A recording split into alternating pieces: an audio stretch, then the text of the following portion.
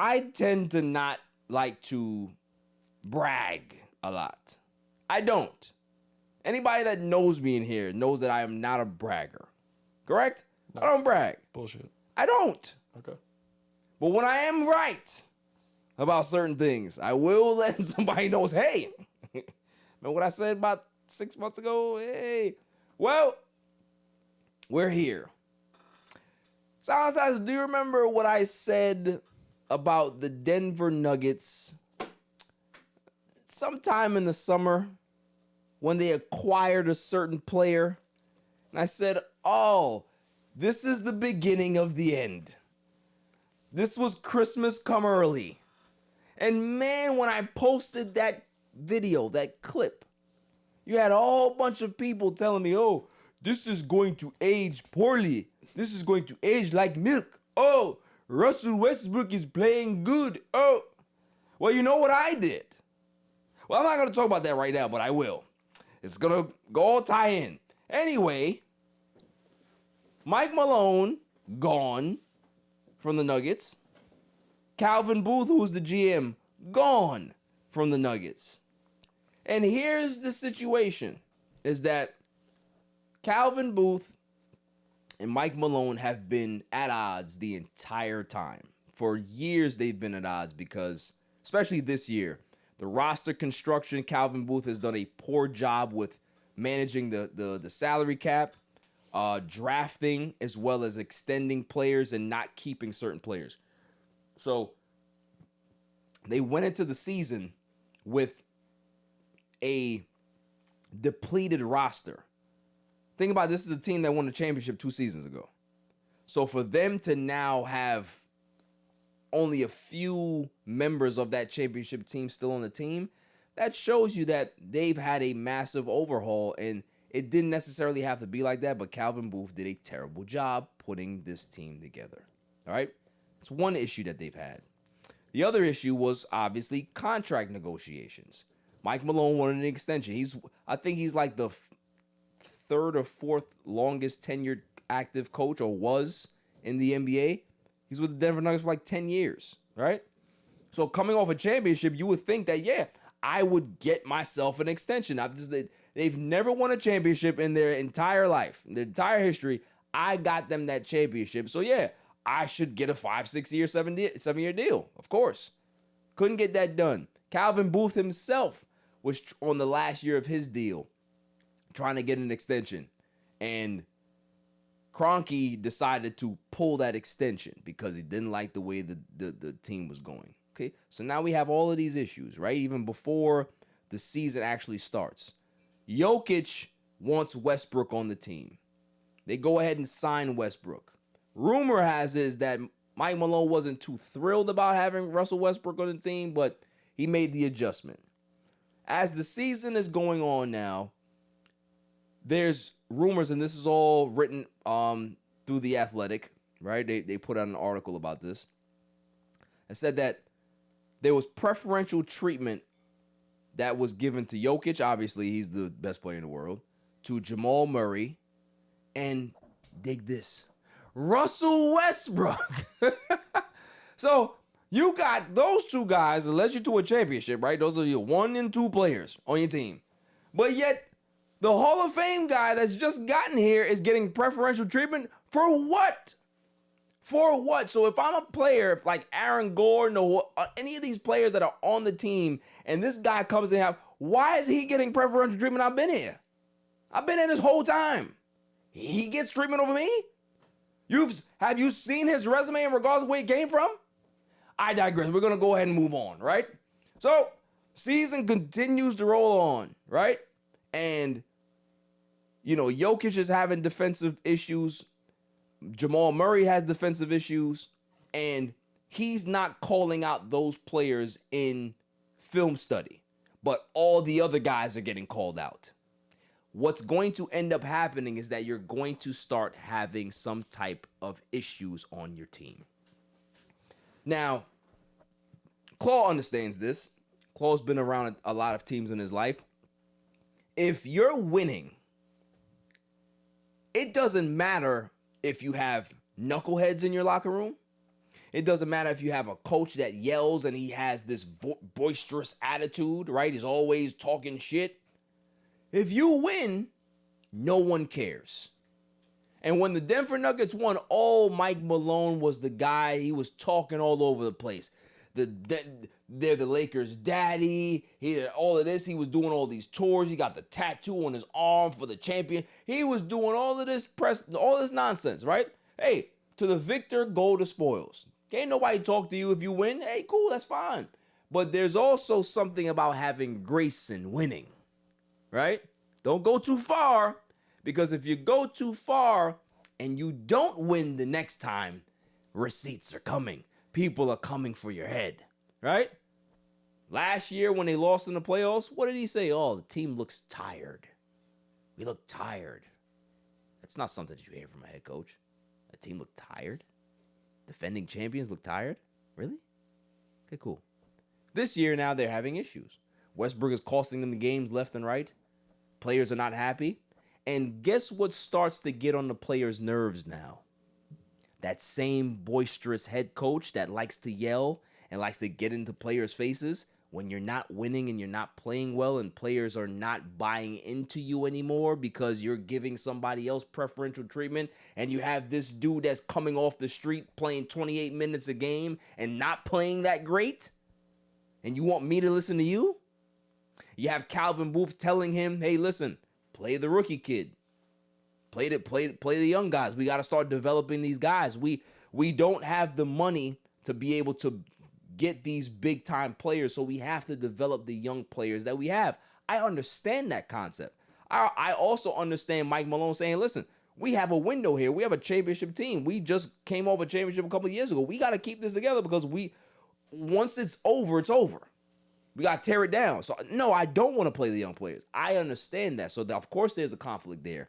And you got Russell Westbrook's ass right in the middle of it. So, I'm not going to kick his back in. I am tired of kicking his back in. Tired of it.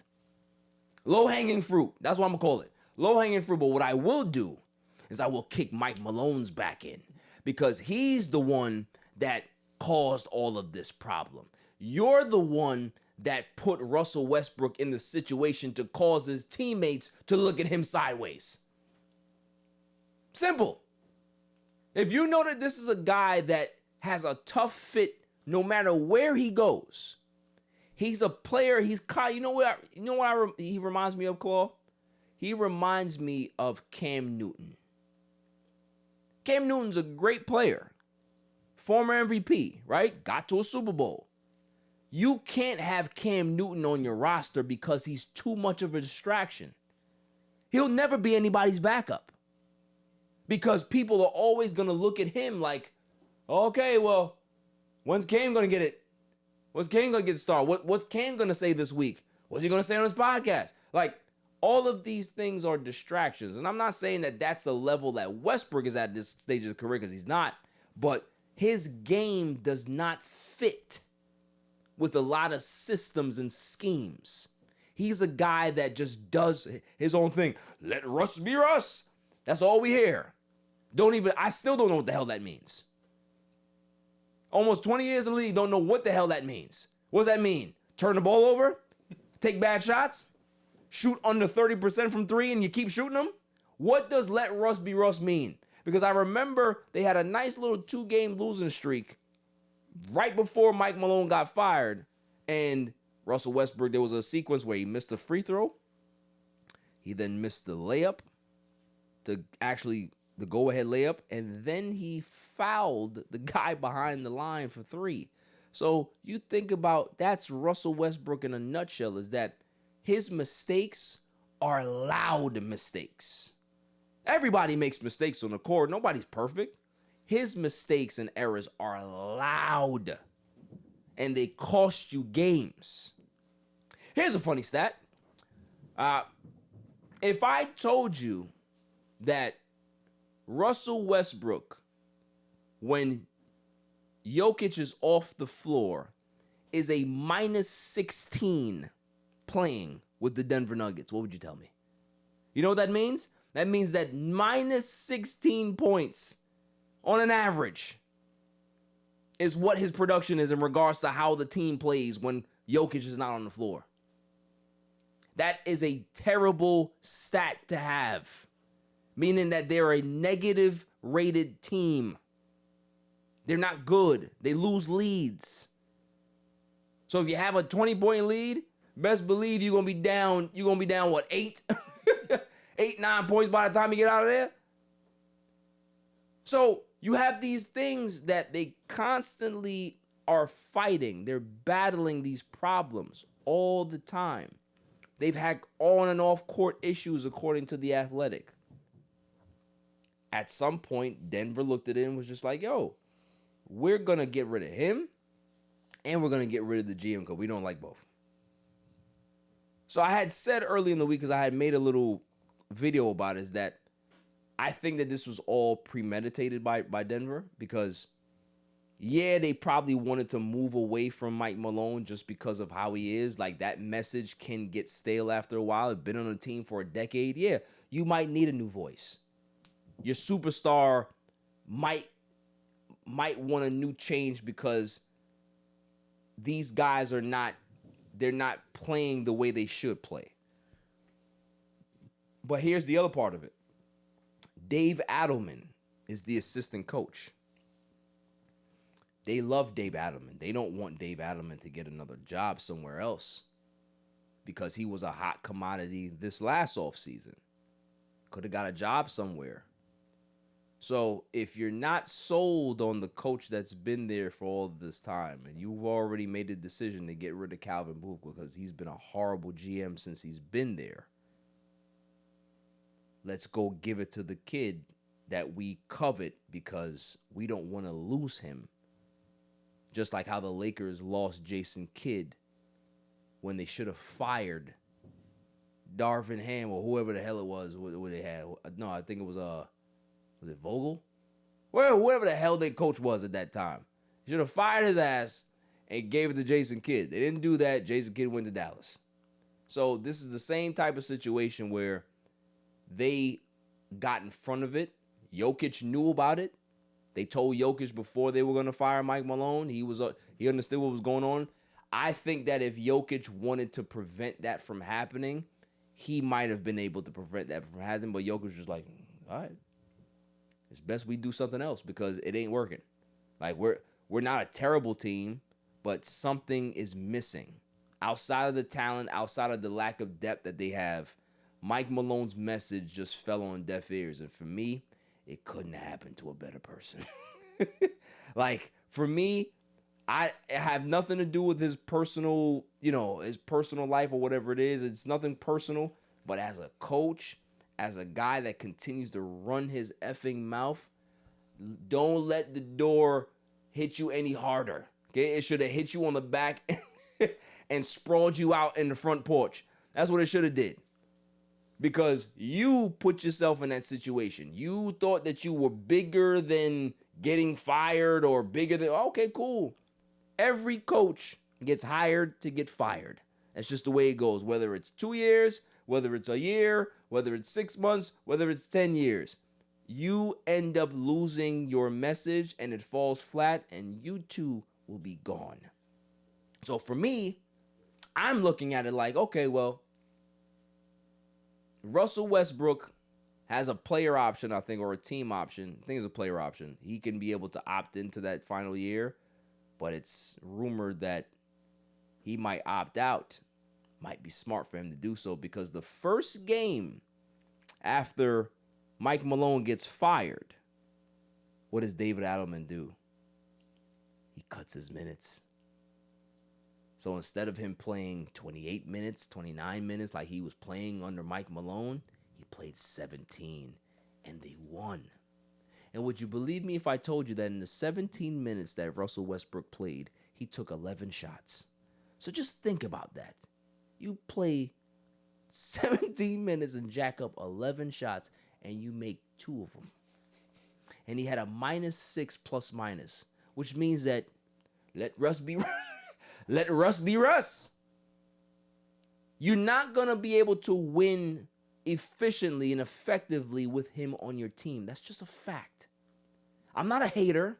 I'm not somebody who just points somebody out and says, I don't like his game. I've been telling people for years that style of basketball doesn't win. It doesn't. Triple doubles in regards to how he thinks the game, it doesn't equate to winning.